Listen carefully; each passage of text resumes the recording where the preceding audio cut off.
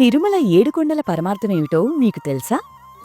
7 చక్రాలు దాటితే ఆనందానుభూతి కలుగుతుంది. ఆనంద నిలయం బ్రహ్మస్థానంలో ఉంటుంది. అందుకని ఆయన 7 కొండల కోనేటిరాయడయ్యాడు. ఈ 7 కొండలు ఎక్కడం వెనుక కూడా ఒక రహస్యం ఉంటుంది. ఆ 7 కొండలు సాలగ్రామాలే. ఆ 7 కొండలు మహర్షులే. అక్కడి చెట్లు, పుట్టలు, పక్షులు అన్నీ మహర్షుల అంశలే.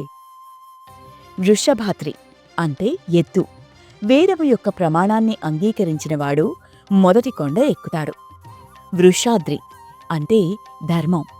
భగవంతుడు ఇచ్చిన వాటితో మంచిని వినడం, చూడడం వల్ల ఇహంలోనూ పరలోకంలోనూ సుఖాన్ని పొందుతాడని చెప్పడమే వృషాద్రిని ఎక్కడం.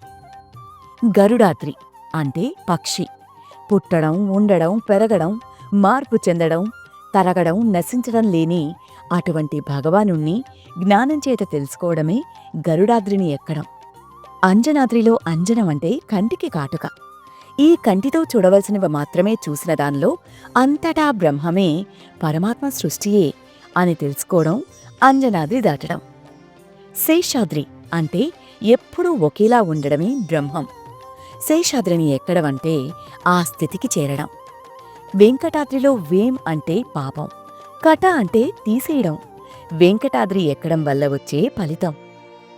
నారాయణాద్రి ఎక్కడం అంటే తుల్యావస్థని కూడా దాటిపోయి తానే బ్రహ్మముగా నిలబడిపోవడం. అంజనాద్రి వృషాద్రిశ్చ శేషాద్రి గరుడాచలః. తీర్థాద్రి శ్రీనివాసాద్రి చింతామణిగిరిస్తదా.